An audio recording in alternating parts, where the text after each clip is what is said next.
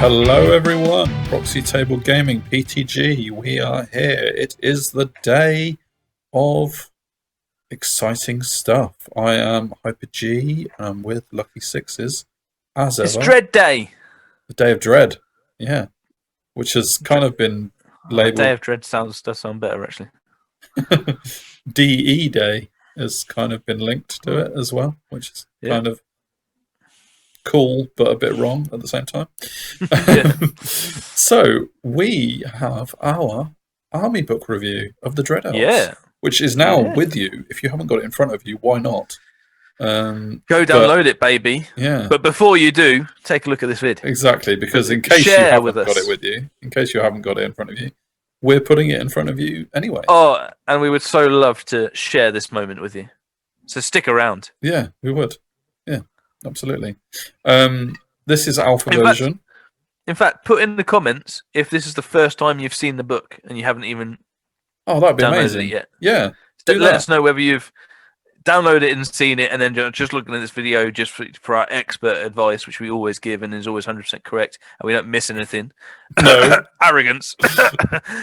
Or disciples. If you've waited and you've watched our video to see it for the first time. We're very interested to hear that. Yeah, absolutely. Yeah, I mean, there is no wrong choice. Maybe. Beauty is in the eye of the beholder, right? Yeah. So this book does say 1st of December, which is not when actually you were getting the hang of it, but that was just a initial date that got put on the front cover. So it's not to be too... don't worry about it. Don't read into that too much. Yeah, exactly. So I'm going to scroll down, which Lucky Sixes you can't actually see what I'm scrolling down. No, but, I did say I quite liked the artwork, especially the second. Actually, I really like the design of the first one. I don't like the colours. I'm not going to lie. Okay, which is odd because I'm a pink man. I'm a pink man. I like pink at the best of times, but it don't. For me, it don't fit Dread Elf. No, but doesn't massively look like an elf, does he? Really, the big boots as well. Elf. Yeah, really, or Elton Elf. Yeah, Elton Elf makes sense. Yeah, but I having said that, if it was different color, I really like. I love the background and I love the what it's got on it. I just it's kind of dinosaur-y scales as well. Yeah, the cape I quite like. But that's what I say. But I do like the artwork. Yeah, and there is a second picture as well, which is nice as well. In fact, here it is. This one's a bit more Dread Elfy, the standard kind, with the nasty weapon, the almost anonymous expression, and the nasty shield and the skulls as well. Yeah, I can't. Slender. I must admit, I get a bit excited with artwork and stuff like that, so I'm quite excited to see the rest of it. Well, there's some really good stuff out there, absolutely, and check it all out, yeah. But let's not hang around too long, because we've got a book to review, haven't we? And you may have already seen all of the different parts of this book in smaller segments. Yeah. But this is our full book review on day of release, so, this is the one you've all been waiting for, obviously. So shall we crack on and talk about possibly one of the main features that both of us chose to semi-ignore in our list video? It's a good rule. Academy training. Academy training is what we talk. Yep. And again, if you want to see our lists, check out our list video, which, if you're used to our channel, was ironically done before this one. So check out that was from yesterday. If you want to see what we picked and why we picked it. But yeah, academy training was something neither of us. Not that we didn't like. Just that we just didn't include. Yeah, didn't feel like going in that direction for our first list. So basically what it is units with half or more models with it, basically they reduce the opponent's rank bonus by 1 to a minimum of 0. So it makes them more likely to break, basically. So, and that's each academy unit in the combat. So if you've got, if you're flanked on both sides and have one in the front, or one in the front, one in the rear, which obviously never happens. You'd hope they break anyway. Yeah. Yeah, but it'd take their rank bonus down to -4 now, so they don't get rank bonus. So Yeah. and really, you only need 3 in the front as well to reduce their rank bonus. So I don't know whether this just off the bat, just off that initial sentence, sort of suggests MSU or MMU. Lots of smaller units, yeah. Maybe like medium size units might be better than having one Death Star unit. But I think it's leading you into ways of getting your minimum size units much better. Yes. And your infantry and academy training is pretty much, as far as I know, just infantry within the thing. So I already like it in the fact that it's encouraging infantry, like heavy lists. Yeah. I think that's really cool. And units that are within 8 inches of one another gain devastating charge +1 advance as well, which is really cool.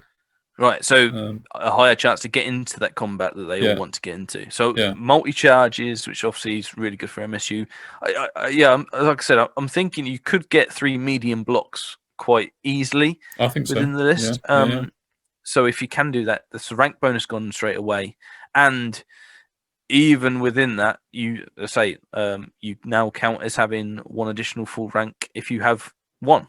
Yeah. So for the purposes of steadfast, not for the purposes of break tests, but which is great. It's fantastic. So if you've got 5 models left standing and a unit of 5 models coming in your flank, you've actually got 2. Yeah. So you've for got steadfast more. Purposes, and disrupted. So or if you're trying to disrupt them from the flank. Yeah. So I think I like it. I like it. Oh yeah, sure. I think it counts on the offensive as well. So I can see MSU and MMU. Probably more MSU, if I'm honest, but looking like an infantry as well, which is great. It's just such a really good rule that you can get your whole list to work around, really. Yeah. But you do need to go fully into it to really get the benefits of it. Absolutely. Which is why neither of us really picked a bit of it. Yeah, because we wanted differently. But you got to remember you're an elite army. Yeah. So if you can choose this and use it to its full advantage, you're going to have a lot of it, sort of thing, in order to get the best out of it. So and the idea of academy training is quite cool as well. I mean, we're not privy to the background at all. We don't know what they're going to be giving out with this book or the fluff behind it. But the idea of academy training, like they're more disciplined, they're clever about what they're doing, is pretty cool as well. Yeah, absolutely. Yeah, it's tactics, isn't it? Warfare tactics. So moving on to hunting bolas or bolas or bolasi. The roll for the flee distance of enemy units that break from combat is subject to minimize roll. So that's great. It's kind of included in a lot of units that are to do with surprise attack or sneaky attack. Kind of they've automatically got it. No one has to pay for it. They've got it included as part of their profiles. Yeah. And you'll see those units when we get to them. I really like this. I really like this as a rule. It's a nice little extra thing to have included, basically. It just helps you deal with things once you've dealt with them. The most annoying thing, I think, sometimes can be when you've got that big unit and you've destroyed it and it's fled an inch away and you've had to choose between getting that or the objective or something like that, for example. I think this just helps deal with it. It means your chances when you've dealt with it down. Yeah, absolutely. And worst thing you can do is just hope that they flee and they rally on that double 1 or whatever. But it just helps you. It helps you get rid of that option. So I like it. I like this. Yeah, definitely.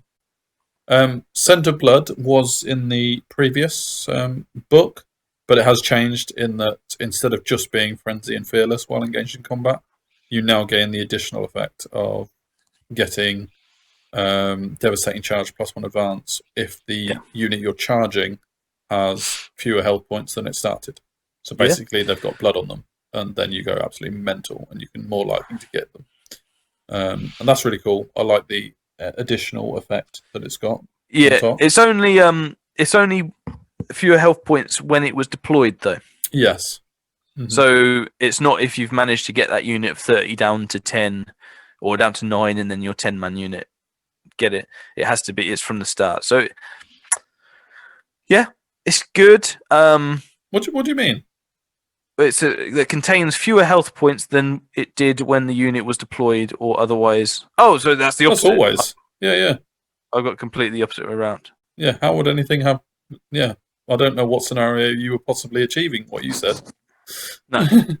I'm confused what you were talking about. But forget that last bit. Yeah. That's fine. You don't... Edit that out. Talking shit. I won't edit it out. It made you look silly. It's good. It's good. So the attack attributes, which used to be the Death Trance rule and also the Killer Instinct rule, they've both gone, and it's now mainly just the Death Trance rule. Killer Instinct is kind of gone with the cults that are gone. The Killer Instincts used to be you re-roll rolls of 1 to wound. Death Trance was always gain +1 to wound during the first round of combat. And that's what this is. Ruthless Efficiency is the new Death Trance, basically. Yeah. But a lot more has it than used to have it. Death Trance used to be quite limited to the units it was on. Now it's pretty much on most things instead of Killer Instinct. And the upgrade to Ruthless Efficiency, which is on elite units or things that get it as a bonus, is Artistry of Death, which increases the +1 to wound to always instead of just the first round of combat. Really nice. I really like the way they've combined 3 rules into 2, or 2 rules into 2 new ones, however it works. But yeah, I really like what they've done with this. Yeah. I don't know the math behind it, but I don't know whether...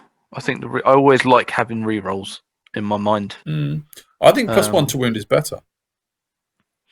Might be. I don't know. I don't know the maths. Because +1 to wound is always, whereas re-rolling 1s, if you don't roll any 1s, lucky 6s, then you won't benefit from it. Yeah, but on that one occasion you roll 8 1s, you know. I don't know. I like having the... Again, I don't know the maths. It's like a psychological thing. Re-rolls, I like them better. Okay. But that's a personal thing. No, fair enough. I don't think this is a so bad...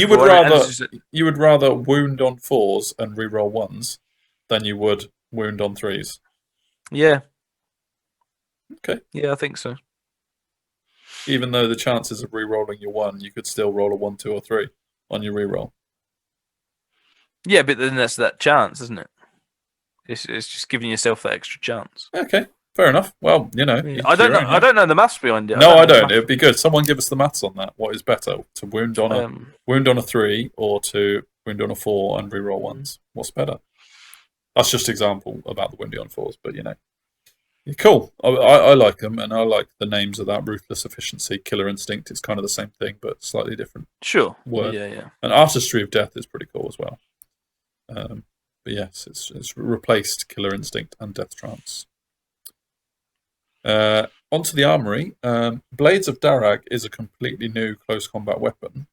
It's 2-handed, but in my mind, it's not like a big halberd or great weapon 2-handed. It's kind of like little daggers, one in each hand. Yeah, but it doesn't count as a paired weapon. So you're not getting the +1 offensive skill from a paired weapon. It could be like what those like dual, like Darth Maul style swords. That anybody that knows Final Fantasy, Zidane Shuriken. has. No, Shuriken's like a throwing star, isn't it? Yeah, it is probably. Yeah. No, like it's the. Yeah, I know what you mean. Like a quarterstaff with blades on each end. Yeah, that sort of thing. Maybe that it could be whatever that's called. Maybe. But so you do get your +1 attack like you would with a paired weapon. Yeah. But you can't use a shield with it because it's 2-handed. In addition, this quite crazy rule, in my opinion, and I'm not entirely sure it makes it better than a paired weapon, but time will tell with this one, is that if you have a important non-attribute spell cast on you that has duration 1 turn, that affects 1 model in the unit that has Blades of Darag, then you get +1 strength. So that is including enemy spells that hex you. Would give you +1 strength. I originally was a bit nervous about this because I was like, well, in order to get the bonus, I have to cast a spell on myself. So I'm never going to get that spell off. But actually, it's the enemy as well.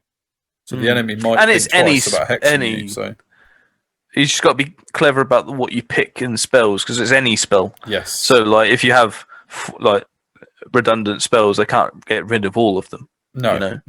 So although it just have to be duration 1 turn. It can't be an instant effect spell. That's what I mean. So, yeah. So it just has to.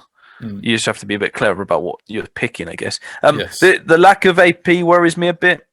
Yeah, you're not. Although paired weapons wouldn't have that anyway, so it is kind of a. No, but I mean, it is a low AP attack. Yeah. But like increasing the strength, but no AP. I get a little bit wary with those sorts of things. Yeah, I suppose as well that with ruthless efficiency, you're already wounding easier, but you're not necessarily getting through armor. So yeah, it's an interesting one. Sure, yeah. Repeater crossbow, you like these, didn't you? And you mentioned these especially in our list review, actually. Yeah, again, AP naught, I'm not sure about, but I like they have lost the fact, 1 AP. Like short range shots 3 is very interesting. I say with me specifically, 18 inches isn't a lot though, so 6 you're inches gonna less need it. than they used to have. You're gonna need it on something that has high mobility, which I did in the list. Otherwise, yeah, it's not a terrible thing. No. But that I see that in combination with high mobility stuff as quite interesting. Something I'm definitely keen to try out. Yeah. And then there's the repeater handbow, which is a less used one in the book, but it's got shots X, which is quite interesting because each unit has its own version, basically. Yeah. And also it gained an extra AP, so there's where your AP is gained on the handbow rather than the crossbow. And the rules changed a bit as well because it gained accurate, lost march and shoot, maintained quick to fire. So it has been adapted quite a lot, really. Again, you put it on some light troops, and it's golden, I think. Because it doesn't matter whether it's long range or not, you can still get the AP. Yeah. The extra shots is really good. You're normally hitting on the 3s with it being elf. So this is one as well. I like both of these in their own right. Yeah. And I especially like this one for its AP 1. Yeah. I think that makes it huge. Yeah. And obviously the shots X is a slightly different mechanic for a regular. Yeah, it is. Isn't it? So I like that as well. So I like both of these. Yeah. Cool. The Krakenhide was from the old book. It's changed that you used to get a +1 armor when you were mounted and a +2 armor when you were not mounted. Now it's just if you're on foot, you gain +1 armor. So it has got less effective, but it's not quite as widespread a rule anymore. Yeah, I think just toned it down a bit. That's fine. Yeah, but I think mounted stuff tends to have access to plenty of other armor options anyway. So I don't think they've lost out too much with that. Yeah, but there might be some cowboy list builders who are devastated by it. Sure, you can get it other ways, though. Yeah, so. Exactly. So, moving into something we didn't really talk about in the list review because we don't know what spells we were going to pick. Haven't got spells, is the hereditary spell. I'm going to let you talk about this first because I'm not going to complete that sentence. Go. So, spell inflicts health point losses. Target the spell inflicts health point loss against an enemy unit. So basically, if you lose HP or models, things take a Strength 4 AP2 shot back.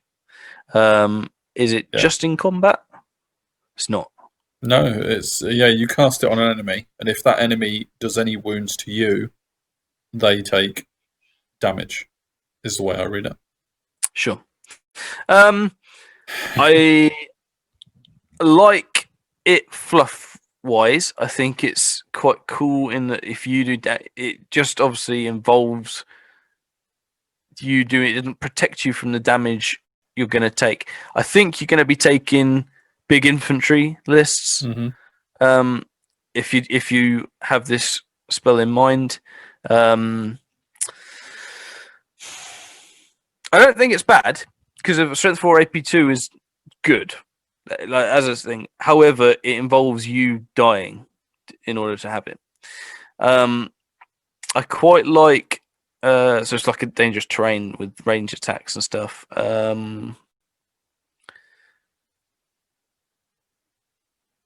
The trouble is you're elite, isn't it? Well, you're not a vermin swarms where you've got 50 models. no. So you're almost you're having a sacrificial unit. Plus, but at least it's a hex though, right? So you put it on. It affects the enemy. Yeah, if you think an enemy is going to do some damage to you, then you can maybe dissuade them from hitting you. I don't think it does. I don't like this at all. I think whenever this is a model that is the target of this spell inflicts a health point loss against an enemy unit. So at least if you put it on, let's say a unit of archers, right? Mm-hmm. At least that archer unit can't target someone else. So like say you do plus toughness on a unit. Yeah, and sure. You have the same unit. It just goes against the unit. They're always going to suffer a few hits. At least it's always that. I think they'd just take it though. Yes. Rather than not shoot, Well, it depends what that unit is. I suppose the chances are they could whiff their. No, because if they whiff their shots, then they're not taking the hits back. Yeah. I'm not sold. I think 8+ as well to cast is a lot. Yeah, it's an interesting. There'll definitely be some times when it's clutch, and other times when it doesn't matter in the slightest. Could you put it on a mage? What, on an enemy mage? Yeah. Yeah. But I mean, a model. The model's unit takes the hit though, so you could put it on a mage, and then his unit would take the hit. Yeah, sure.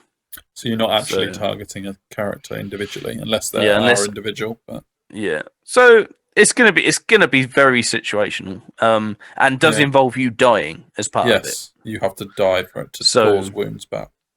Yeah, it's interesting. Yeah. So interesting. We'll see about that one. We will see. Moving into the special items. I mean, there's lots to talk about in this lot. I mean, Crippling Frost replaced Death's Kiss. It's not multiple wounds 2 anymore, and it's not on foot only. It basically means that the enemy gets -1 attack value in a duel. Kind of cool. Only in a duel. Yeah, and it also gets the +1 strength and AP that it used to have. So you're going to be strength 7. Basically, yeah, I quite like it. 95 points seems a bit much, but not too much. No, it did get a bit more expensive. I think it's pretty good. Yeah, Transcendence we kind of already talked about in the army lists. Anyway, I think this is really good for the fact that it's on a lance. So a lance is high strength when you charge anyway, and then if you don't charge, or on the second round, once you've done some damage, you get extra strength and AP for the rest of the game. I like it. I like it a lot. Definitely. Lacerating Touch replaced Moraic's Reaping, I think, which is basically kind of just gives you extra attacks. A very simple weapon, really. It's on paired weapons. I am a big fan of this. Yeah, I like it.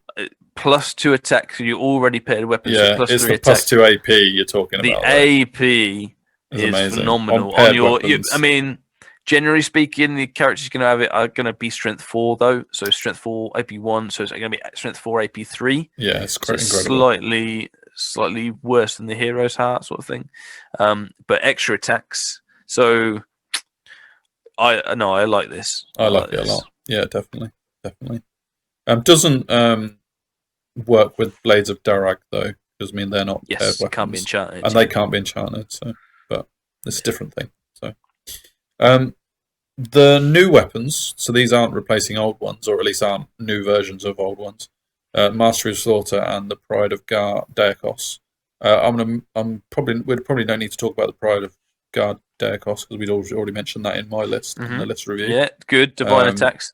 Makes it great. Absolutely, and the +1 attack as a well. lot of plus attacks, actually. Yeah. I suppose they're killers, basically, is what they're trying to get across. Yeah. The Master of Slaughter is an enchantment, the spear, and you'll notice with all the weapons, they all have a particular weapon type that they go with, which is quite unusual, actually. Usually you might find close combat weapon. Yeah, but these are all especially to have weapons, basically one of each type, right? Pretty much, yeah. Apart from hand weapon, but you just get from the regular thing. So you wouldn't choose hand weapon with elves, so no, probably not. No, I love that. I love that. I think it's really fluffy. They are re-rolling their natural rolls of 1 with the Master of Slaughter. So there's that rule. Killer Instinct is there, and you get a +1 to your combat score as well.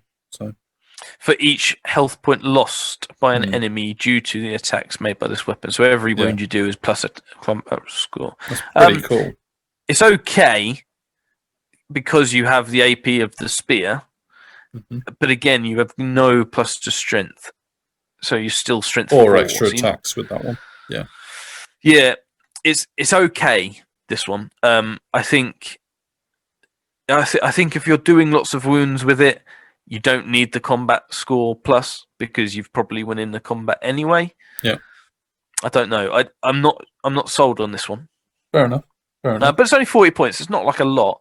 I just think the others are a lot better. No. In general. Cool.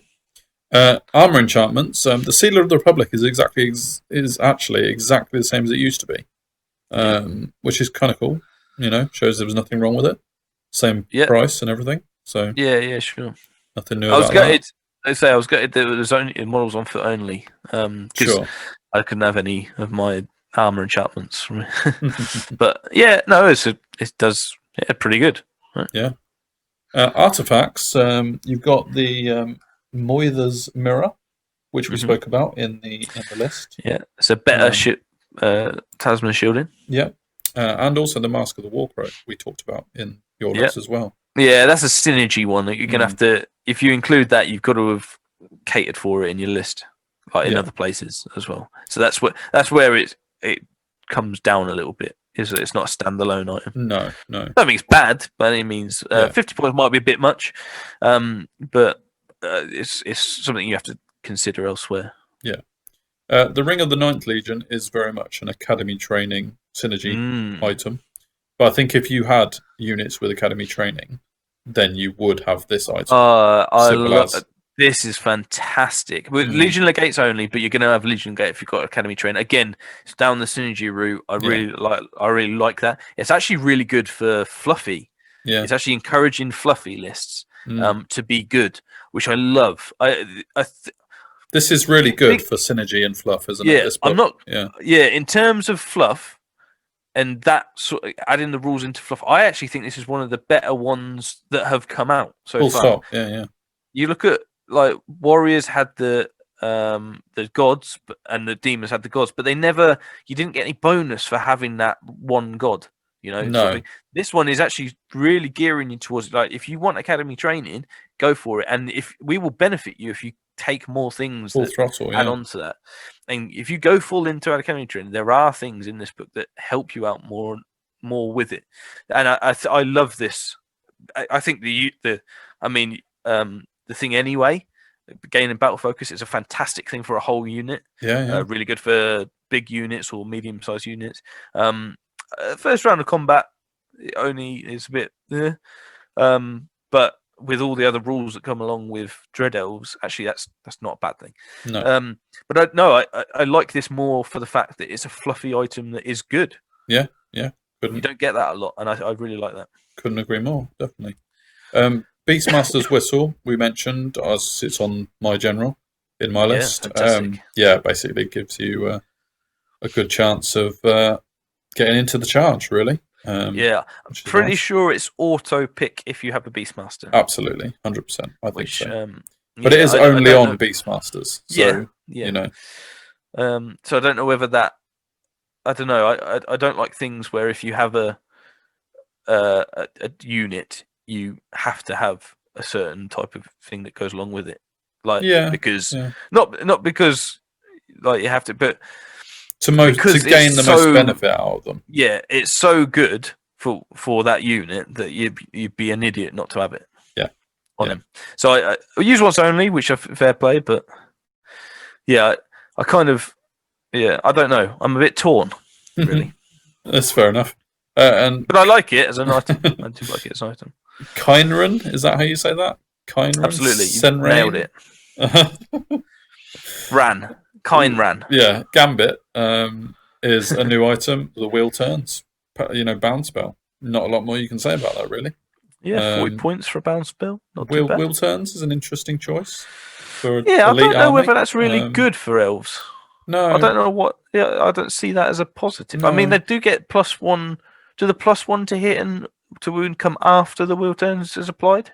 Oh, I'm not sure. I'm not familiar enough with witchcraft or the wheel turns. I've never really used it. I think if it is, that's not bad because they have to hit on 4s and you hit on 3s. Yeah. I'm not sure that's how it works though. Yeah. No, I've got a feeling it doesn't. If you let us know in the comments for that, it's something that I'm not sure. No. Is a good spell for elves. Yeah. And then the Ring of the Obsidian Throne is like basically enemies in base contact suffer minus offensive and defensive if they've got special item and runes in them or manifestations. I like it too. It's kind of like the banners that turn things off and that sort of effect, really. And interesting that it affects your offensive and defensive because that could be really nasty for your death cells. What this one, I did look at this actually, and what this one is. You've got it, haven't you? No, I dropped it in order to get my hyper in. So one thing this does for elves is it turns those 3+ to hits into 2+s quite easily. Oh yeah, like especially because you're offensive defensive, like normally 5-ish, 5 or 6. A lot of the time you come up against offensive 3 units, and it's just enough to be hitting on whatever. This will turn it into 2s. Absolutely, quite a lot. And like the things that you're equal against and normally hitting on 3s is what I mean. Yeah, definitely. The Executioner's icon moving into banners that replaced pretty much replaced the banner of Gardeakos, which is now a weapon in terms of its name. And that's basically upgrades Ruthless Efficiency with Artistry of Death. Again, really cool. the things that need it are the academy training stuff, and basically because every am I right in thinking everything has Ruthless Efficiency? Most things have Ruthless Efficiency. Yeah. Okay. Most infantry anyway, right? Yeah. So this again, if you haven't got the stuff that doesn't have the academy training, it just helps bump them up to that level. Absolutely. You have to pay for it, I know, but it's worth it. It's really good. Yeah. It means you're always getting the +1 to wound instead of just the first combat. Yeah. So if you think you're a unit that needs to grind, stick this on them, and they're grinding more effectively. So I like it. I like this. New stuff: the Eye of the Gorgon, which cannot be taken by core units, but it gives you Petrifying Stare, and we'll come back to that later because it will be in a Gorgon's unit. Yeah. And enemy units in base contact must re-roll successful discipline tests, which is kind of nice. Fluffy again. But interestingly, I'm not sure who's going to be taking that. Agreed. Yeah. So 50 points, maybe. We'll see. We'll look at the Petrifying Stare rule a bit better later. So yeah. Academy training is again another academy training, academy banner. It's just it gives units that didn't have it before academy training. So that's quite cool to extend the academy training rule. Rank and file infantry models. We'll have a look, see who doesn't have it. Yeah, I think that maybe like Judicators don't have it, whereas Obsidian Guard do. So you maybe could get the second elite infantry to have it with this. Yeah, and again, I like that. Yeah. I like the academy training theme. I do have that. Yeah, it's you can see it come through, which is nice. Yeah. So I really hope it's a good fluff. Piece. Absolutely. Because it would really, I don't know, give like a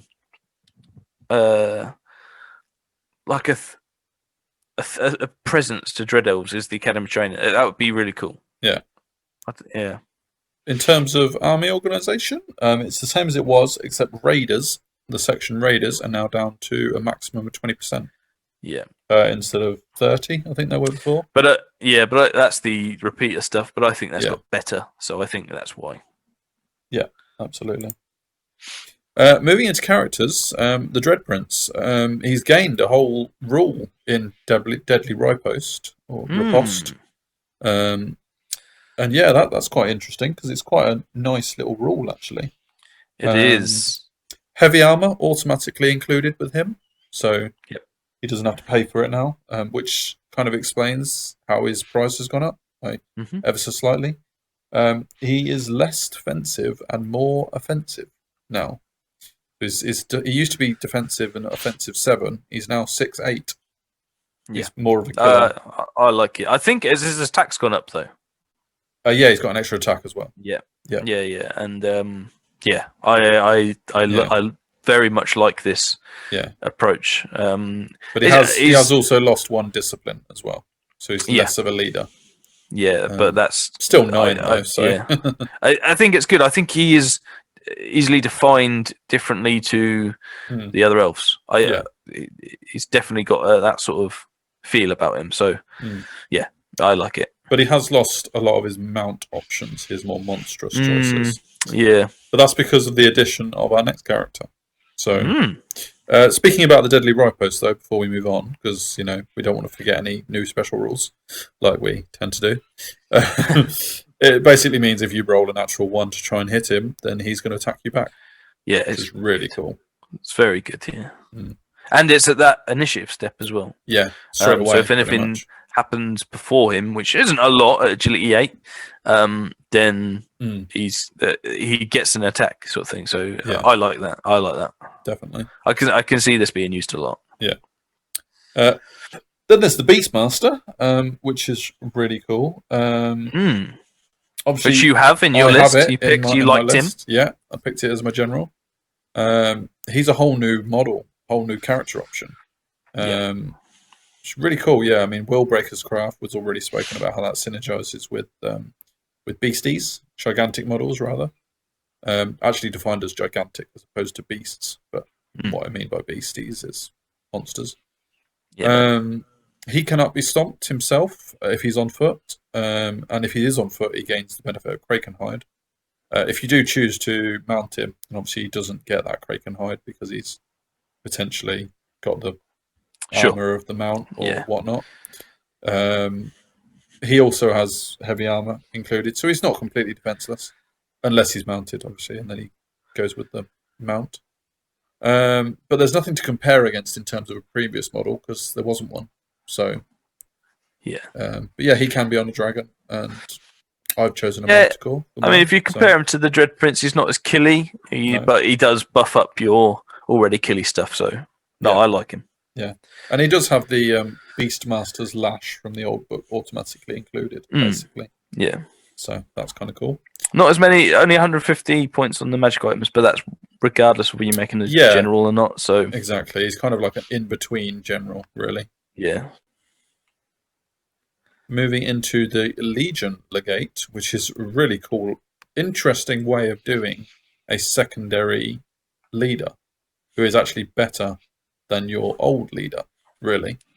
Because in ways, in some ways, you'd say Dread Elves, their leaders are the Dread Princes. But actually, this Legion Legate is a higher discipline than the Dread Prince. But he is the one that's offering you academy training. Yeah. Which obviously is a big thing in the book. He is more points, more expensive than the old captain. It's all about that extra discipline, really. He has got heavy armor included as well, so he doesn't have to pay for it, so that's included.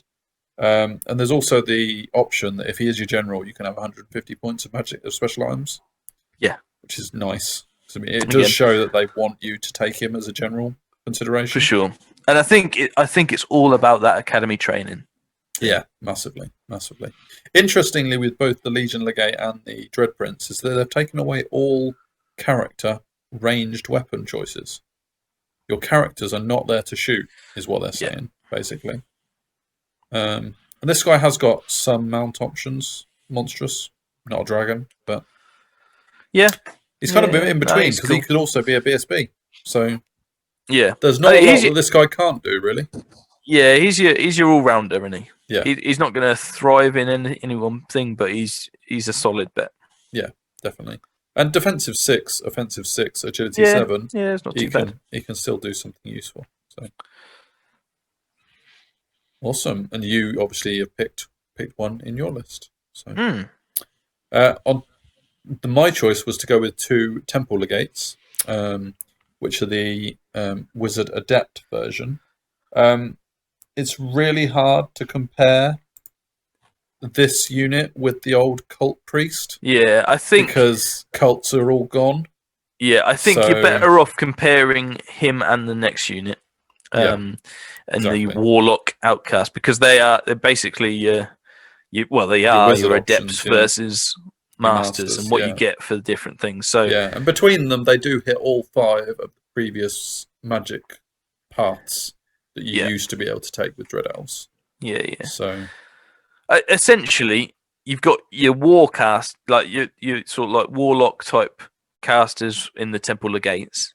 Well, I say Warlock, but like the fighter wizards, the ones that want to get down and dirty with the thing and also offer a bit of magical support, but not that much on their own.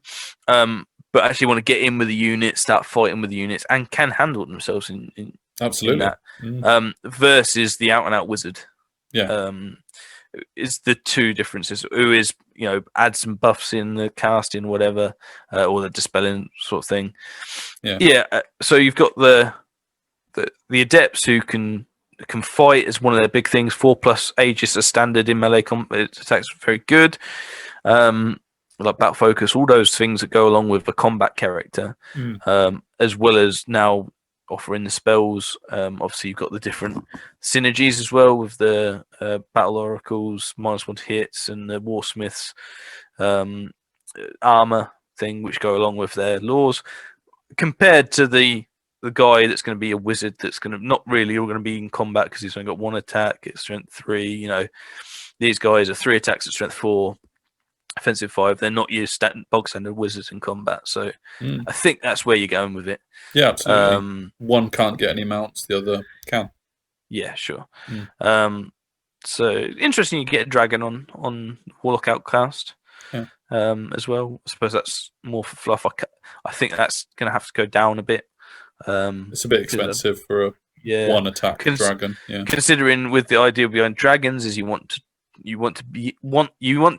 get them in combat. Which is something you've always struggled with, isn't it? You're paying that much for a mount that is awesome in combat and flies around a bit or whatever. But really, you want that. But if you put him on a wizard, you kind of don't want him in combat. So it's one of those because he's too much and too squishy to be able to get rid of. So he's just not buffing the dragon as much as it could. Yes, isn't it? With the rider. Yeah, and that 425 points could be put into a combat character that's pretty good. I mean, you look at a Warlock Outcast at 380 and then a Dragon at 425. You're talking already a lot of points. So. Yeah, and I mean, one big thing as well, the Warlock Outcast is not a leader. No. So you will have to, if you're doing that, you will have to get a wizard, a general, and you will also have to get a BSB. Yeah. If, separately. Probably, to this, and then you're absolutely maxing out your thing. So I don't know. I think that's going to have to come down a lot to see that being played regularly. But whether you can put a dragon down to like 300 points, I'm not sure. Yeah, I mean, maybe if you made the dragon less beastie, but yeah, it's one of those. Having said that, though, the manticore option is quite cheap for this one. So yeah, exactly. So I'm not sure. Maybe it does for fluff reasons, but I'm not sure gaming-wise the dragon really suits the Warlock Outcast, if I'm honest. Yeah. Mainly because it's not a leader. Yeah. If you can make it your general, fine, but as you can't, it's a bit... I don't see people doing it. Yeah. Fair enough. Nice analysis there, though. That was good. Going into a model we didn't talk about in our list reviews was the Silent Assassin. Yeah. I can't help but be a little bit disappointed by the lack of options with this guy. He's got a very defined role, and you basically can't change it in any way, apart from paired weapons or blades of Dorek. You're choosing one or the other. But basically, his rules are just set. And having looked at the old book to see the comparisons, there were so many cool options. Like, you had your choices of poison, different types of poison. Now you've just got poison. Yeah. You know, you had your choices of throwing weapon type. Or I think this is just, obviously they had an assassin before. They have had to keep him in. They've, however they work it out, they've spent all the complexity points on all the other stuff. Yeah, they've just had to simplify this down. Yeah. They've just had to simplify him down, but wanted to keep him in the army. Yeah, it's not to say he's no good. I just think he is what he says on the tin now. And this strike from the shadows rule is pretty cool, that you can just pop him out into whatever unit you want that is most useful to him. Because he is going to mess up some characters. If he goes in and fights some characters, he's going to kill them before they strike back. It's just, don't expect him to survive the counterattack. He's literally got no armor and no Aegis of any kind. Whereas you used to be able to get an option for a 4-up Aegis in combat. Not anymore, because that option's gone. Yeah, I mean, not having that at all, I'm not sure it's worth the strike from the shadows bit. No, he will die if he gets attacked back. Yeah, and again, strength 4. What else has he got? Yeah, strength 4. It's the multiple wounds 2 against characters means that is if he does get that wound off. I mean, he's got potential, and he is always +1 to wound if he is going to a second round of combat. Well, let's see what he's got. He's got AP 3, 4 attacks, 5 if he uses Blades of Darag. AP 3 is actually 1 better than he used to be. He used to be AP 2. Yeah, but then the poison options used to get him better. Poison means he might be able to avoid the penalty of being strength 4. Yeah, so. I don't see strength 4 AP 3 as a character killer. No, I don't know.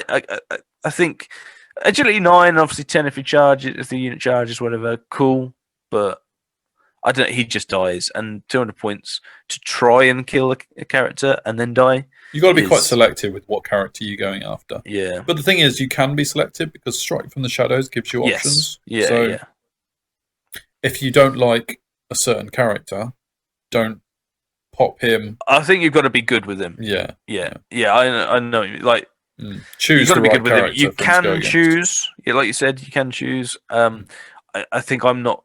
You got to be a pretty good player to be able to use him effectively, consistently. I would need him having that Aegis. Yeah, you kind of need to have that backup. A couple of units for him to be possibly popping out in, so that you can vary it depending on where the enemy is. So yeah, no, I agree.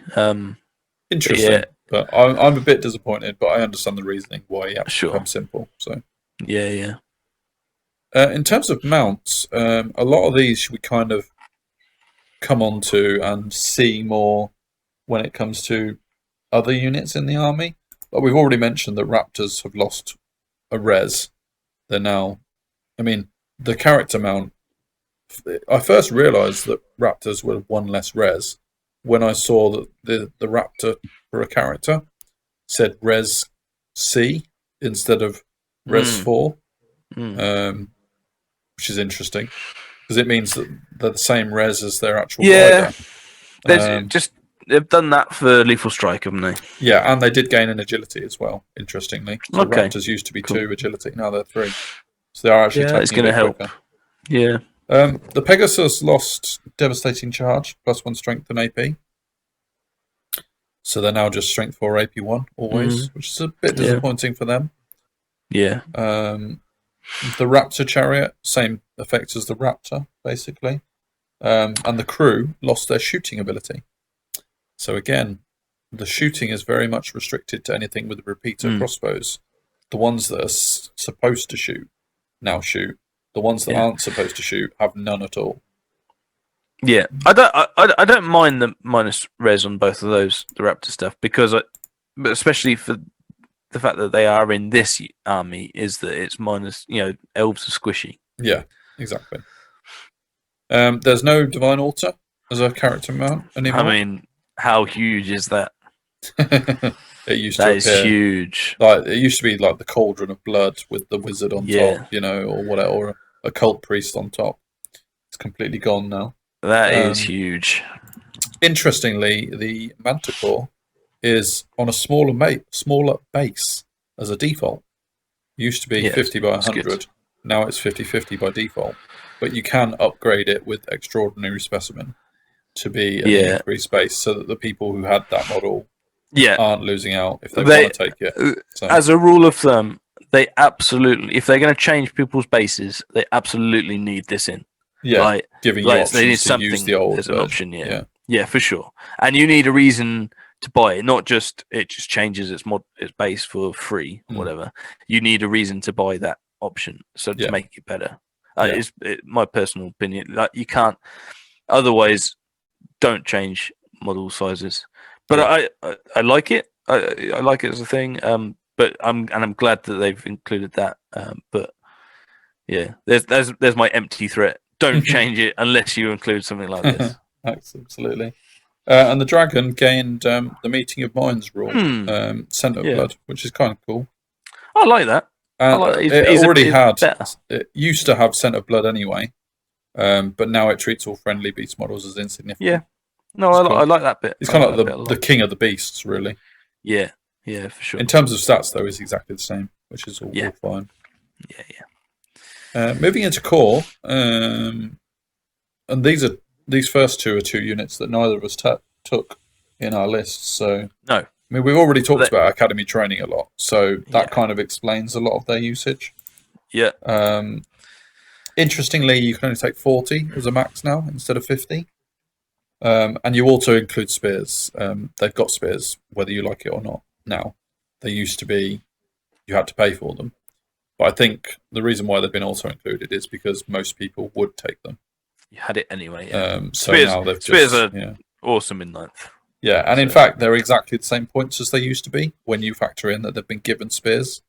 Okay. They used to be 2 points a model, and that's how much the points have gone up for the unit. Yeah. So presumably the 50 down to 40 is an elite thing. Yeah, exactly. An elite choice. Yeah. And as well, I do think with academy training, you're not going to see big units. You're going to see lots more littler or medium size anyway. So I think they're just accounting for the fact that you're not going to see them.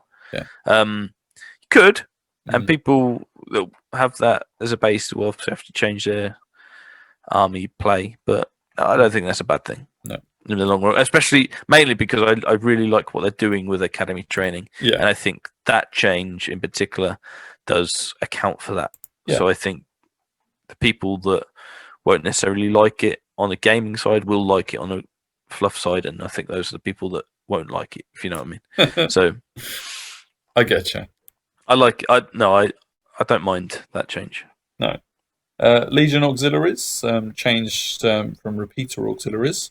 I should say actually that the Dread Legionnaires was the old name. Dread Legionaries is their new name. Very subtle change in name. But the Legion Auxiliaries used to be Repeater Auxiliaries. They've gained a new rule, Suppressing Volley, which is quite cool because at the start of the charge phase you can decline the option to charge yourself and then make an enemy get -1 to hit against a charging academy trained unit. Can you still shoot if you do that? Can you still shoot? Yes, you can. So it just means that you can't charge. Yeah, it basically means you're shooting in your own charge phase, kind of thing. You're not actually shooting in terms of rolling dice. Yeah, you're laying down cover fire, basically. Sure. To help your friend you're ordering get into charge, Yeah, sure. So they're less likely to hit on a standard shoot, basically. I like that. It's cool. It's unique. And it's pretty much free, so why not? And I mean, your shooting units aren't normally going to charge anyway. No, exactly. You've gained March and Shoot as a standard rule for the unit, which is really nice. Okay. That's good. You can move 10 inches and still shoot, which is crazy good. Especially on repeater crossbows, which are very good at short range. So. Yeah, sure. I guess the issue with that is that you're not light troops. No. So while it's good to get within range, it does still mean that you're, was it 18 inches? Yeah. 18 away, so things will get that stuff. But you've got the suppressing volley, so it's yeah. The repeater crossbows are also they're easier to hit. They used to be 4 up, they're now 3 up. So they've accounted for the fact that you're probably going to be moving anyway. Yep. So, yeah, I just like with the repeat crossbow. I really like the short range thing they've done. Yeah. But it does mean you're within 9 inches. Yeah, there's no. Yeah, you're in the heat of it, aren't you? Yeah, so not sure. And as well, if you've like that suppressing volley at the charge phase, that unit has to be within 18 inches, right? Yeah. So that doesn't account for your march. So you can't march up to them and then do it. So you already have to be close. Yeah. In order to do it. So yeah, But of course, if something has moved within 18 inches within their turn, then they are now applicable. Yeah. You don't have to move within 18 on your previous turn. Yeah, they can always move back as well. So. Yeah. They do count towards raiders as well, though, which is already a quite restrictive. Yeah, and highly contested. Yes. Speaking of highly contested, is the raiding party. But you only count in the raiding category if you've taken the Corsair upgrade, because that's the only way of getting throwing weapons. They automatically have the hunting bolus. So I don't know how to say that. Yeah, which is I don't know. I mean, that's the catching things, isn't it? Yeah. It's minimised for the flea test. Yeah. Not sure. I suppose if they flank charge, but yeah, it's not really something. The Corsairs do get a bonus if they're fighting in the flank and rear. Interestingly, like you can only have a maximum of 20 models now. You used to be able to have a maximum of 35, so that is quite a reduction in terms of the size of these units. Were they light troops before? I didn't mark down that they were light troops before. They used to have Vanguard options, and they don't have any Vanguard options now. Having a 20-man unit of light troops isn't terrible at all. No. So, yeah, you beat it. The light troops option does give you better lateral movement, so that's not bad. You can't. Oh, because you've got light troops, you can march and shoot as well, which is another good thing. But I don't know. What's throwing weapons? It's just your own strength, right? 2 shots. They use strength as usually, Yeah, I think it means you can really boost your strength with magic and then shoot better. Yeah. Which is an option, but not without shamanism mind. Or generally, shamanism is the easiest way of doing that. But yeah. Yeah, and they have lost scoring, which we mentioned in our list review as well. So, yeah, this unit has completely been revamped, basically. I don't mind it with Corsairs. I don't mind it with either, actually. But the Beast Breakers, obviously, we mentioned. I don't mind it. I don't think they're great. No, but they're pretty cheap as well. Yeah, so sure. That's to their benefit. Yep. So moving into my favourite unit, or at least it used to be before they changed the name. It still is my favourite unit. I'll ignore the name. I'll still call them what I want. Sexy ladies. Anyway. So they've got slightly more expensive, but that's because you're getting an extra 5 as the default cost. Well, that's one of the reasons anyway. They've had a complete revamp in terms of their rules, really, and somewhat in terms of their stat line, because they've actually gained a defensive skill, which is interesting. Yeah. Okay. They have lost an attack, though. They have lost an agility. Have they lost an attack with the Blades of Durag? Yeah, because they used still to have 3. Aren't they? No, they used to have paired weapons. They're only attacks 2 Oh, they don't have paired weapons. Nope. Oh, right. Blades of Durag are the replacement of paired weapons. They've lost an attack, but they have gained fighting extra rank. So now you're getting an extra rank of attacks instead of an extra attack on the first rank. Sure. Okay. So swings and roundabouts. If you don't have an extra rank, you've lost. You've lost out. If you do have an extra rank, you've got the same as what you used to have. So I think that's a bit of a debuff. But if you can somehow manage to attack first, which you should still do at agility 5, but you have lost your agility 6. So and were they fearless before? They were fearless before. They've maintained that. Okay. They've gained battle focus. I've written that down as gained battle focus. I can't really. I thought they already had that, but they have lost poisoned attacks, which was quite a thing with them before. Interesting. And when you're only strength 3 AP 0, you need a spell to get the benefit of Blades of Darag to get +1 strength, but that still won't get you any AP. Losing poison is a pretty big thing because you will have to roll to wound. Admittedly, you have got Ruthless Efficiency to get you +1 to wound, but and then battle focus helps with the losing extra attacks, doesn't it? Yeah, you are probably going to get a lot of attacks, most of them hitting. Interesting. But yeah, and they haven't got a lot of armor either, so they're going to go down pretty badly. Yeah. I don't know. The poison attacks is big. Yeah, I still love them, and I have taken them in my list, and my list will always be built around these guys, these gals.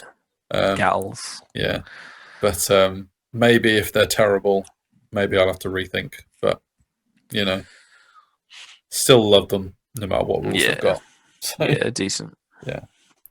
Cool. So moving into the special choices, the Obsidian Guard, which is a unit that neither of us decided to take because it's Academy Training.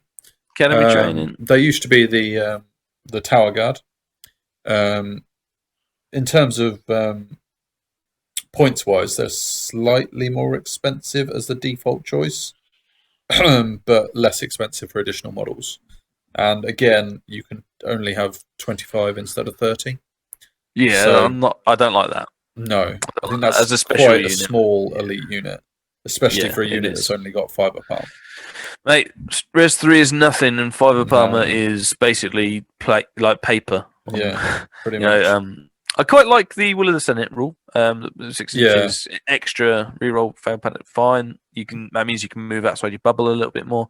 There's a problem with that though. I don't know whether you'd easily picked up on it. Is that they've lost bodyguard in exchange for it? Well, yeah, that's not as good. No, exactly. But then, I mean, with 25, if you lost combat, bodyguard, that won't mean nothing the next round.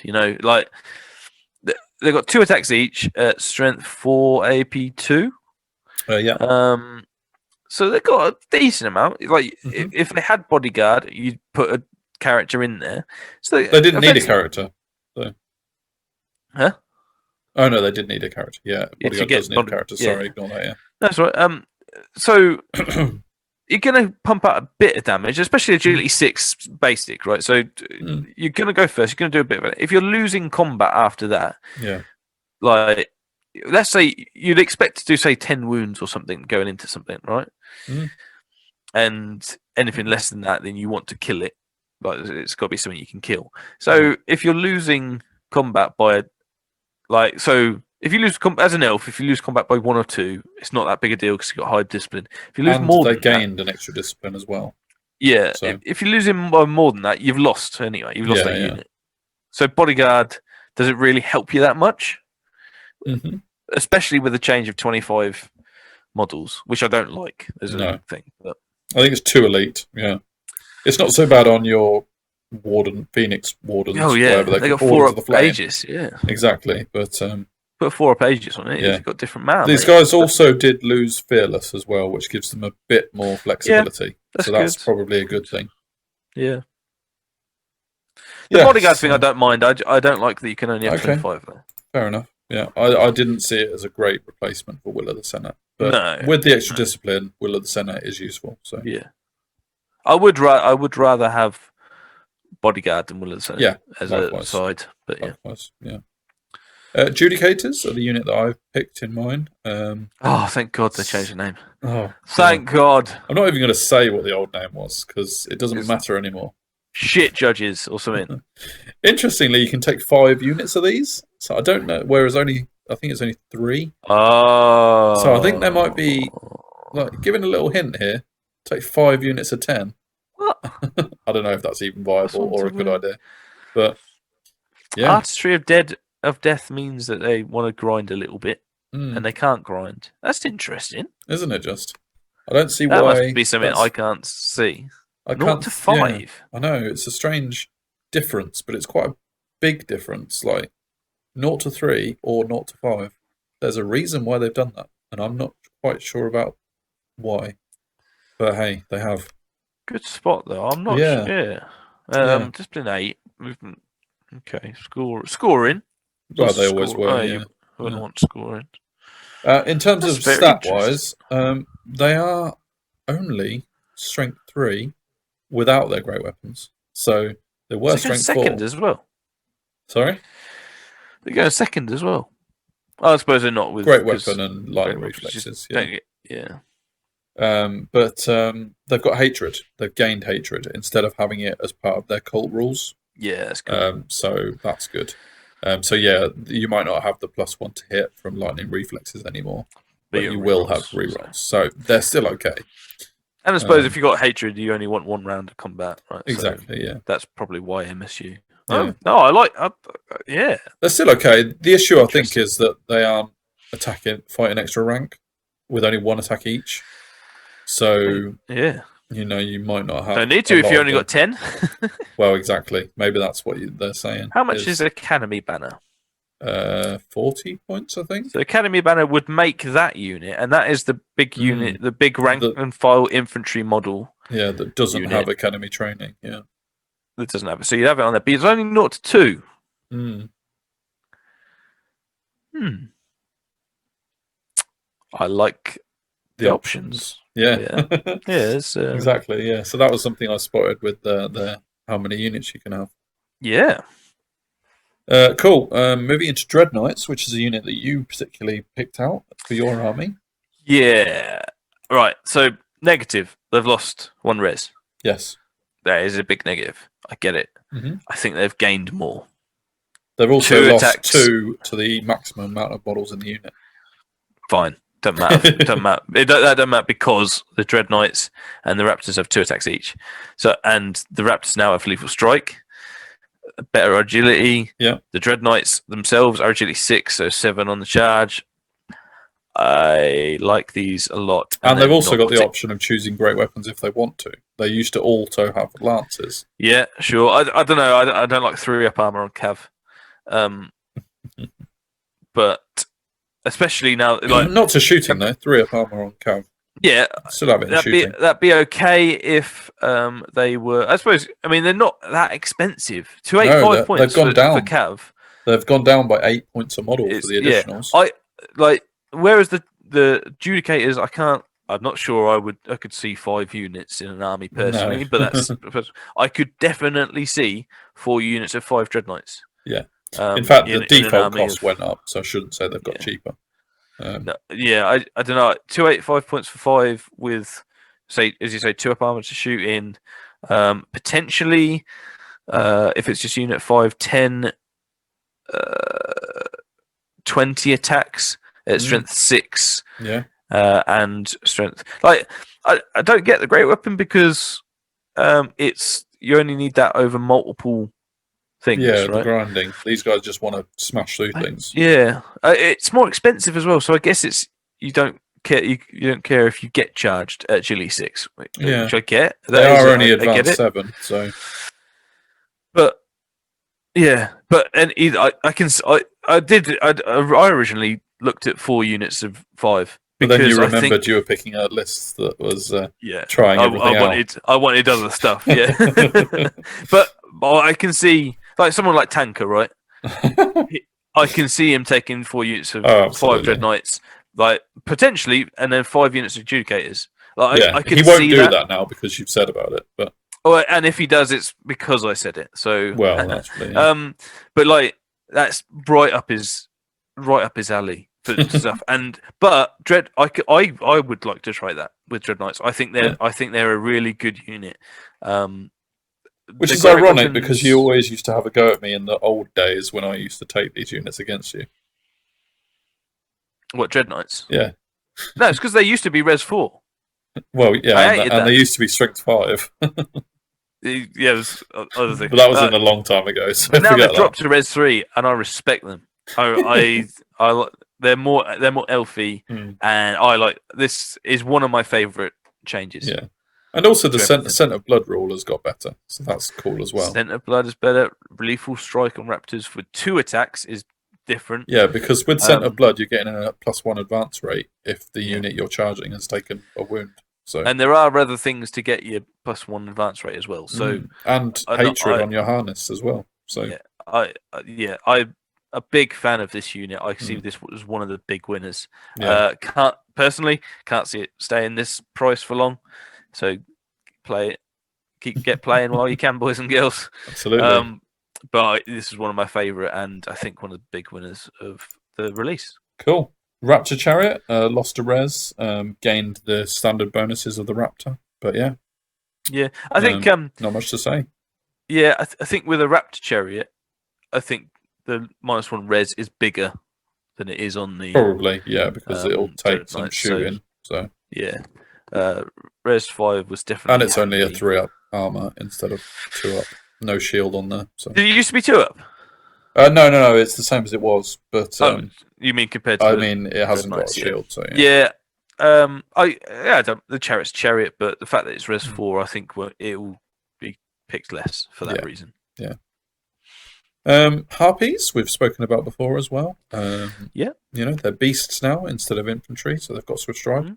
But they had Swift Stride anyway; it just wasn't included as part of the beast rule. Lost some March. Yeah. You can only take 12 instead of 15 now, but I don't think that's a bonus. Terrible-ish. What did they used to start on? Was it used to start on 5? Yes, and now they start on 8. That's terrible, but it isn't terrible because you've got more health points pool to. But they are more expensive to begin with. You have to pay 160 instead of 135 for it. So. But flying chaff, it's because flying chaff. Exactly. Flying chaff. They've got -1 defensive skill now though, and defensive 2. But probably you're not expecting to survive anyway. So if that really pisses you off, you're playing the game wrong.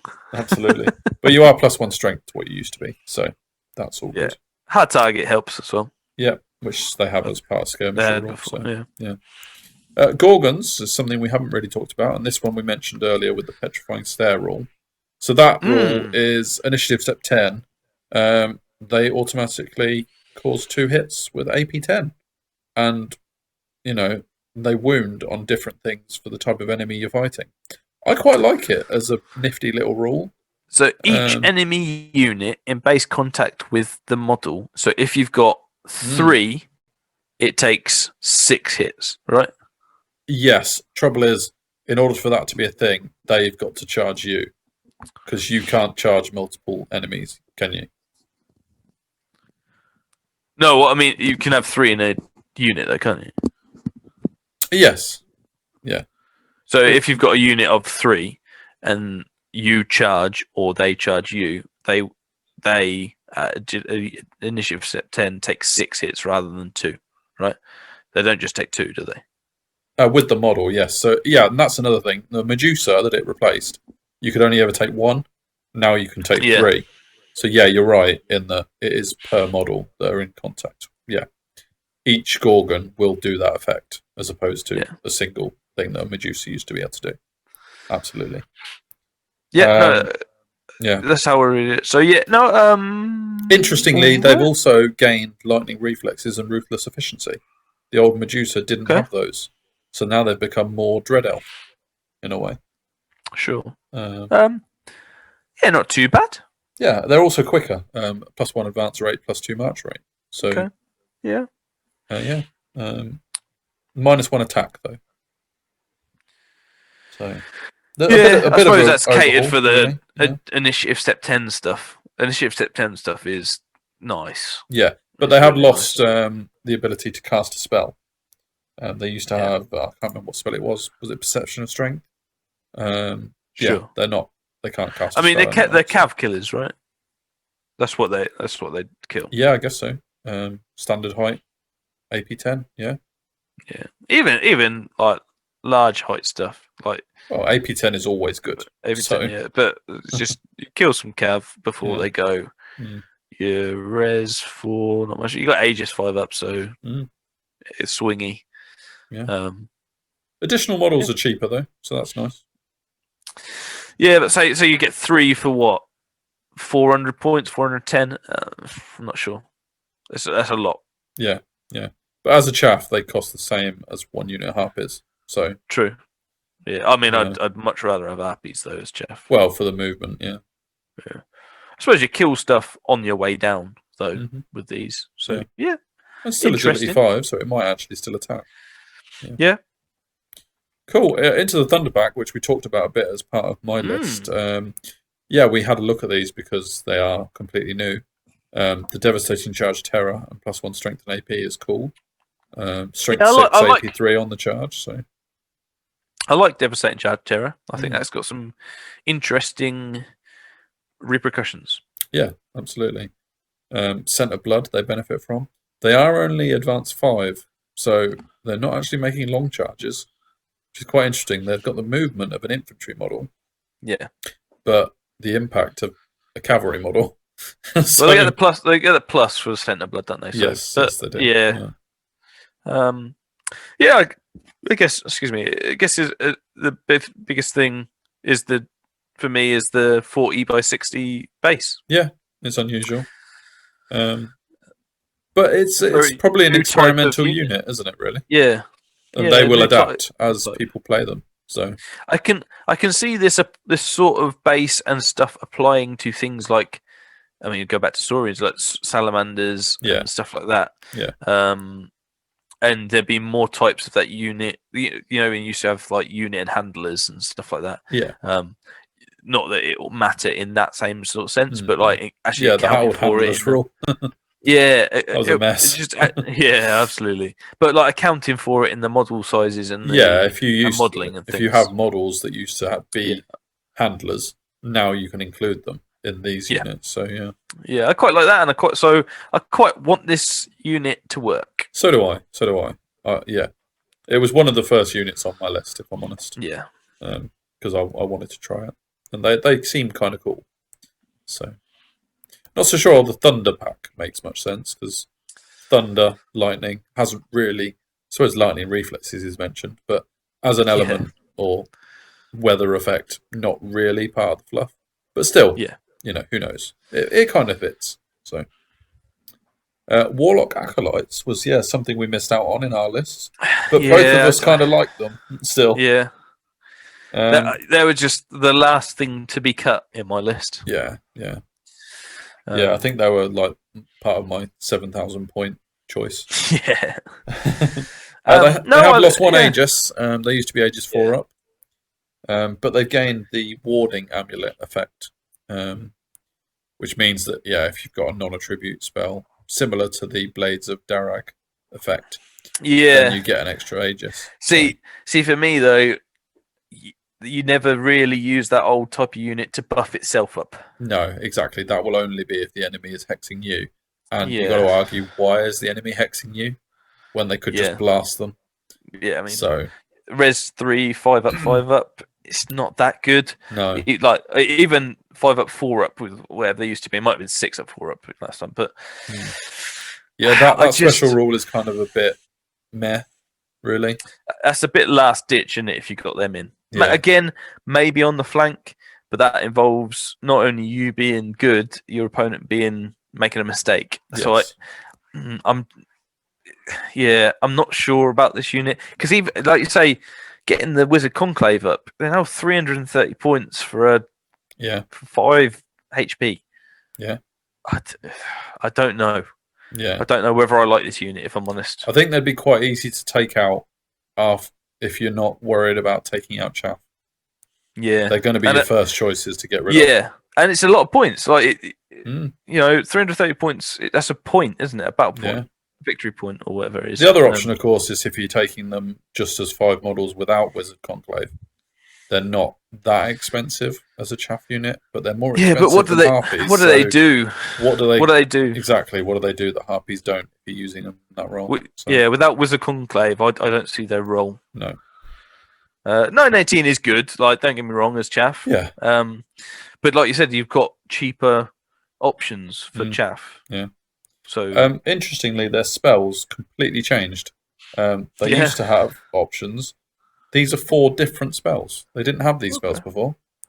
and the ones they used to have completely gone. So make of that what you will. I'm not going to analyze it, but I think that's one of the things that could change quite regularly during the beta. Yeah, exactly. Beta. There's your Divine Altar. I'm not sure we need to mention this too much because we grilled this one to death in our lists video. So definitely check out our list video. There is 2 definite, very different roles with the 2 choices.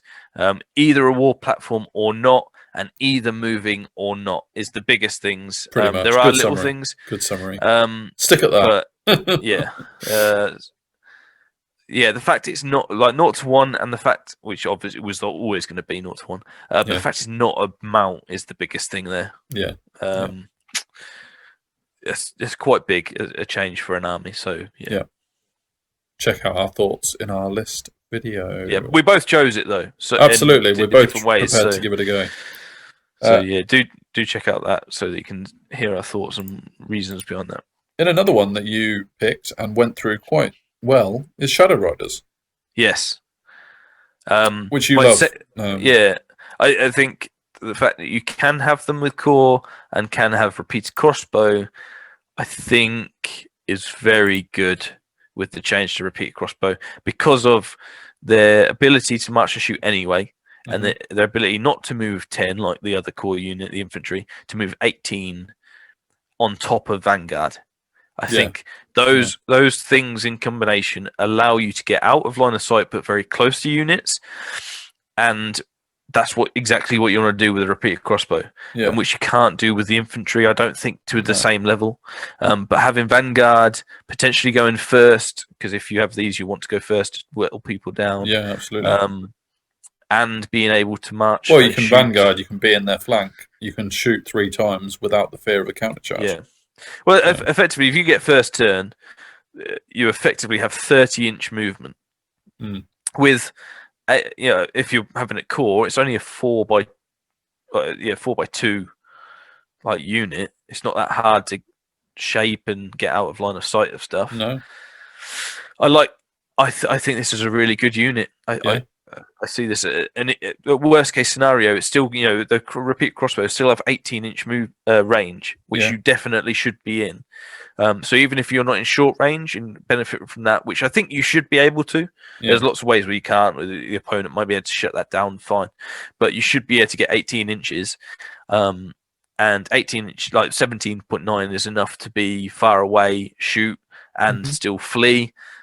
Or if you're 18 inches or like say 10 inches, you can't quite get 9 in the flanks, then that just means next round you should be able to get to a position where you're 9 inches.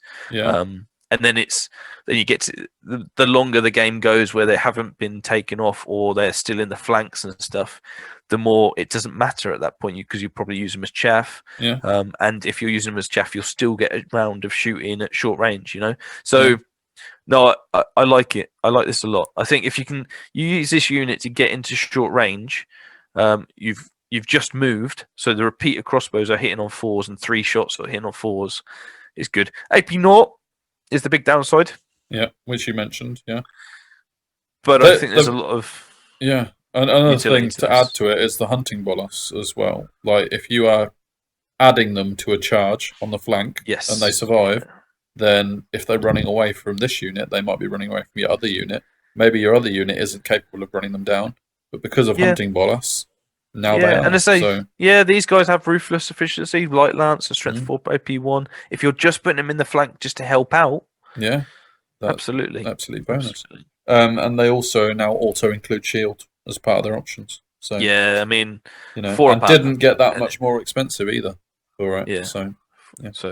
No, a really good unit. I think. On to Raiders. Technically the Shadow Riders probably are going to be Raiders with the repeater crossbows. But or chaff. I mean, they're quite cheap chaff. Absolutely. Black Cloaks replace the Raven Cloaks. They gained hunting bolus as well, although they are on foot. So not sure how much combat these guys are going to be seeing. Yeah. But interestingly, they gained all their weapon options that they used to have. They used to pay to choose which weapon they wanted. Now they just get all the weapons, so paired weapons and repeater handbows. Yep. And they've also gained poisoned attacks, which they never had before at all. Yep. And I think that's really interesting. They're like assassins, but the assassins like in a unit. These guys are good. Yeah. Now this is. I did not have them in my list because I went for Shadow Riders, and I think you're going to go for either or. Well, with repeater crossbow. Yeah, the Raiders category is pretty tight, isn't it? Yeah, I really wanted to try out Shadow Riders with repeater crossbows, so that's why I didn't take Black Cloaks. But I actually think, and I had the cavalry whatever list. I think the Black Cloaks are better. Yeah. And mainly because of the scout. And like Handbow 2, repeater Handbow 2. I think the repeater Handbow itself is better than the crossbow. Well, it's AP1 because it's which the AP1. makes a big difference. So yeah, I've got a sneaky feeling these guys are going to be better. And for 150 points, these guys are cheap. Yeah. So well, I mean, we all like chameleons for their poison shots. You know, I know these are poison attacks only in combat, but still. Yeah, but that's what. Yeah, I mean, you look at their combat; they've got ruthless sufficient, so +1 to hit. I mean, they're not going to grind, so don't worry about the. No, they won't survive anything that you don't kill. Yeah. So, but again, going in the flank, which they should do because they got scout and light troops and March 10, and so they can shoot at March 10. They could easily charge in and finish off something nasty. By 2 attacking attacks it each first, with poisoned attacks is pretty good. Yeah. Pretty good. Obviously, you've got the lightning reflexes as well. Offensive 4 is not too bad. Could be. Your issue is strength 3, obviously, but maybe you're not doing it for that problem. So. But yeah, exactly. So no, I like these a lot. I could see. I'm not sure whether it fits with the max 20%, but 3 units of 6 to them. Yeah, is a thing as well. You are restricted to max 20 per army. Yeah, which I think is still 3 units, enough. So. To more than enough, be possible. It's 2 units of 10 or 3 units of 6, basically. Yeah. I can see them being spammed because they're so cheap. Yeah, 150 is nothing. In terms of destroyers, moving into that, which is another tight category, but probably because there's only really 2 options.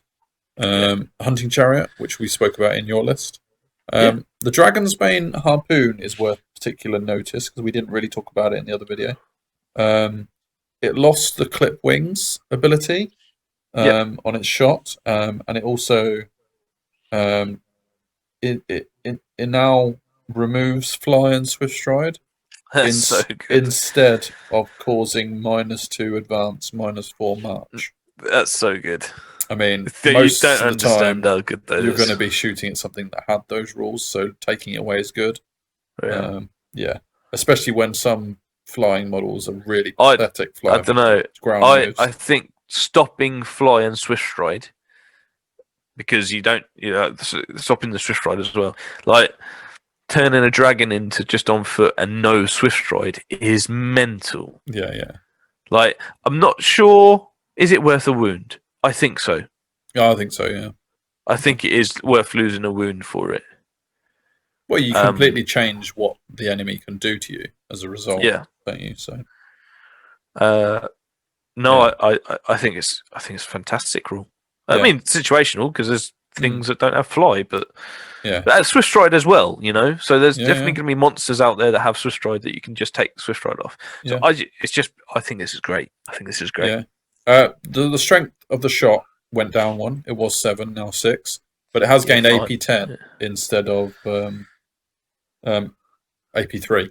So that's where it's gained, basically. That's huge. AP 10 stuff is crazy. It's very powerful. It has to be limited in return.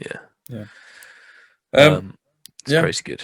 The repeater battery, we spoke about that quite a lot. 8 shots, strength 5, AP 2. What's not to like? No. Lower range. Pretty cheap for 200 points bolt thrower as well. Yeah, I mean, you can have you have a combination of 3 of these. I think I worked out with 15%. So and they're both 0 to 3. So you could have 3 hunted chariots, 3 repeater, or 2 and 1, or whatever. So Yeah, the range 24 inches is a nerf, but then you can move with it. Probably one of the only artillery out that you can move. Yeah. Other than the gunnery teams and 5 stuff. inches as well. Yeah. Yeah. So I personally preferred the name Dread Reaper. yeah, but that's because Reaper is a cool word. Yeah. Yeah, no, I'd agree with that. I think I don't know whether I'm fooled by this, but I think this looks nicer. Yeah. In general, but yeah, interesting. The crew has 2 attacks each. I'm not sure how they managed that, but it says there's only one crew member. I know there as well. That's what I mean. One crew with 2 attacks. He's much better, but he's on his own. Yeah. It's a funny one. Yeah. I think its role has changed. I don't think you're going to go against monsters anymore. I think this is for thinning out infantry. Yeah. I believe. Well, if you're going against monsters, you want a hunting chariot. So. Yeah, and that's your monster killer. I think is the hunting chariot and stuff. So. Yeah. Into Menagerie. Yeah, but yeah, good. Oh, sorry, you got more to say on that one? No. That was it. I like it. Good. Brilliant. Kraken. Release a Kraken. He's gained Coastal Predator rule, which is complete bonus because I don't think he's actually cheaper than he used to be. So this is a free extra rule. So it says gains hard target and devastating. Is that an additional hard target? Presumably hard target stacks, right? Yeah, it stacks. Yeah.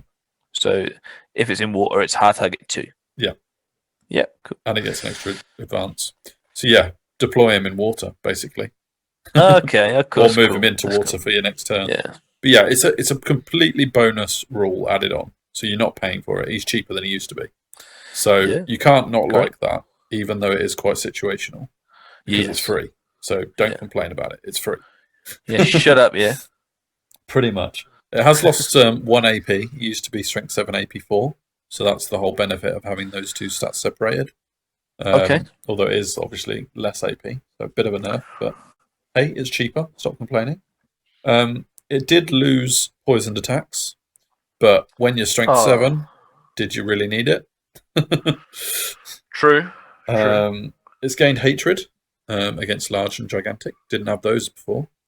But when you're already Strength 7, Offensive 7, and so lightning reflexes, monsters, isn't it? Yeah. So yeah, I think this guy's good. I think he's really good. The Colossal Kraken rule we talked about in my list review, weren't too sure if that was a benefit or not.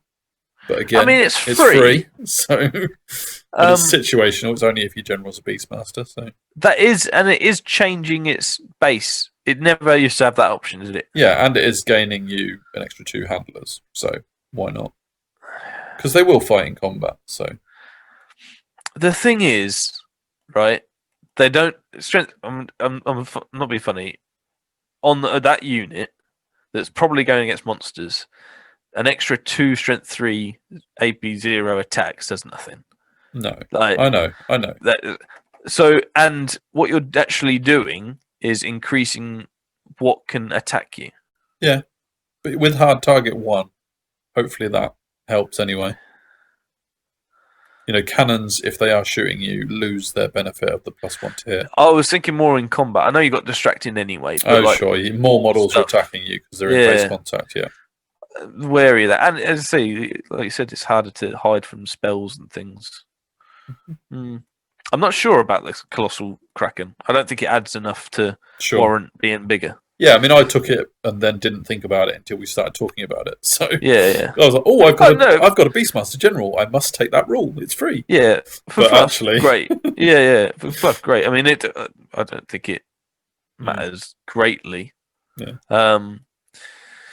So to talk about, go on. No, I think it's definitely a monster killer, right? Yeah. You look at this, everything it's got is monster killer. Absolutely, yeah. I don't know what Colossal Kraken is. I don't know why that was there, unless there's a fluff thing that I've missed. Maybe. The cousin of the Kraken is the Hydra, sort of thing. Older cousin? Gotta be, sure. No, Kraken is very old. I don't know. Debate that one all you like. Yeah, who's older? Yeah. Hydra got cheaper, but man, did he have an overhaul. Because I listed all the changes that he had in our other so one, many. I should probably list it again. 50 points cheaper, gained a HP, lost a defensive skill, lost a fortitude, lost 2 attacks, lost an offensive skill, gained an agility, gained an AP, but lost a strength on its breath weapon. It is no longer flaming attacks. Gained poisoned attacks, gained rage, gained handlers, gained the cut one off rule. Wow. Yeah. Whole new Hydra, basically. Sure. What do I like? I like the HP, rage, and cut one off thing. I like that combo. Yeah, I queried that the first time I read it with somebody who knows more than me. I was like, if you take 2 wounds from a shooting attack, right, 2 separate dice wounds, and you roll 1/6 on your fortitude save, does that mean you don't take any wounds? Even if the second fortitude save you rolled was a 1. And he was like, yeah, you save the 6 that you've rolled, because that is a save, and you also immediately recover the health point that you lost from the second wound. So rolling a 6 on the fortitude save is really cool. But I think that can be misinterpreted, which is why I queried it the first time I read it. Note that health points recovered this way do not affect the number of simultaneously lost health point rules for purposes, e.g. for calculating combat score. So you would still take, so you don't ignore that rule. Okay, so so you don't take the wound afterwards, but if you do take it, you still count it as combat. Yes. So you don't. So if you roll a 6 and a 1, you don't go, well, that's no wounds. It's still a wound for combat. But you've actually recovered it in terms of the wounds you've taken. Yeah, in the example that I gave, it was to shooting, where that wouldn't be a thing. With shooting, by the sounds of it, you just don't take that extra wound. Which is cool. Okay. So with the HP increase, that's actually really good. Yeah. Which I guess is why it couldn't be Fortitude 4 up. Yeah. So I understand that. Yeah, because otherwise it's basically a 3 up Fortitude, which is a bit too strong. Yeah, the breath weapon I've got absolutely no problem with because it's already still strength 4 breath weapons are pretty poison. So. No, I quite like this guy. Yeah. The Kraken's gone down in price as well. So again, they're very different roles. Though I don't think. I don't think the Kraken has the possibility of killing characters. Monsters. Yeah. The Hydra, I don't think does. I think it's more of an infantry guy. Yeah. He's a bit like a giant, really. I guess. Yeah, he's gonna be. He's just your guy that's gonna mow down infantry. Agility 3, yeah. I like him. Yeah, so do I. I've got one of each, Kraken and Hydra. So we shall see who performs the best. Yeah. Into the last unit, which we were both quite excited by because he is a new unit. This is the Mist Leviathan. At 265 points, he's a bit of a steal for an 8 HP Res 5 model with distracting. Yeah, man. He can fly, 714. If you take away his ability to fly, however, he can only move 2/4, so that's not great. Yeah. Under the Cover of Mist is great for getting your elite infantry in, as I mentioned. +4 march rate for your first turn is amazing, especially as you're probably not going to be shooting with those units anyway. It's got 4 handlers. The attacks 2d3, so probably not really going to be attacking much. But yeah, I like him as a utility monster, basically. Yeah. He's gonna probably save points more than actually going into combat. Yeah. It's gonna 100 by 100 base. He's gonna not 2 is interesting. I don't know why you need 2. Yeah, you shouldn't ever really need friendly infantry units of. So that's all units within 8 inches, right? So you don't. It's not like some of the other stuff where you. Yeah, true. Yeah. I think 2 is a bit much. Yeah. I don't think you'd need. I think it's a bit redundant. However, I might be missing something. But no, I mean, this one, 100 by 100 base, that's going to be one hell of a centerpiece. Yeah. I can see there's going to be some amazing conversions with this right at the center of your army, just looking lovely. Yeah. And you could definitely, as like a modeling thing and like army thing, you could definitely base your army off the look of him. Yeah. Coming out of the water and stuff. But yeah, yeah, really, really good. And I guess what's the biggest weakness for Dread Elves is going to be you shooting armies that come at you, and this potentially takes a turn off that. Yeah, well, you're already moving 4 inches extra in your first turn, so yeah. So yeah, can't fault it. It's beautiful. I think it basically covers the people who are going to be angry with the not getting any or not making the heavy armor 5-up save any better. Basically, if you're worried about only having a 5-up armor save, take this, and then you got less time to be under fire. Basically, yeah, no, agreed. This thing doesn't have armor or anything, but then potentially after turn 1 you've already used it. Yeah, it's got 8 HP hide it and away, res 5 right? anyway. So yeah, just hide it after turn 1. Exactly. Yeah. Cool. So that was our Dread Elf. That's it. I know that was a long video. We actually way overstated the amount of time we wanted to spend on this video. But nonetheless, it was good fun. It's because we were having fun. Yeah, I enjoyed it. I enjoyed it a lot. I actually really like this book. I think they've done a really good job. I'm not overly sold on the names of certain things. They need to sort your lives out for the names. And there's a few disappointments in terms of like the assassin for me. But generally, I think what they've done is made defined roles for different units. Yeah. Including the characters. They've given fluff reasons. They've made lots of different types of armies that you can take. There's no auto choices or auto ignores, I don't think. Yeah, I like it. Yep, agreed. Like the army list building diversity is really good. I know neither of us picked it, which is ironic, I guess, but I really like the academy stuff. Yeah, the academy training. It really gives a good feel of the army, and I think if that can be done well, it makes the army good as well. It gives you a reason to fluff it, and I think that's fantastic. So kudos, well done. Well done to those who created it. Cool. Yeah. We should probably stop talking now. I hope you enjoyed listening to that.